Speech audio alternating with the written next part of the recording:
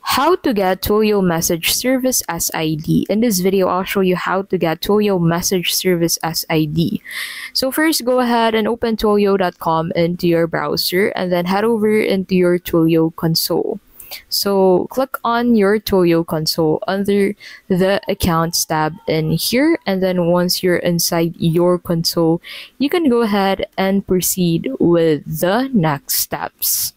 So once you're in here, you'll need to go ahead and click on that messaging tab at the left side of your screen. So this is in between phone numbers and voice, and then under that, click on the services, and then click on this create messaging service.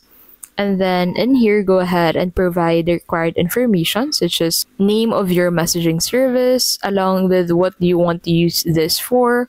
You can also add the senders for your messaging service.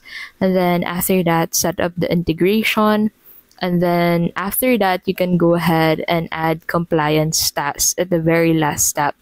So once you have created this message service on Twilio, you'll be able to get redirected into a new page where you'll be able to find your Twilio message SID. So click on this view my new messaging service, and that will take you into this section.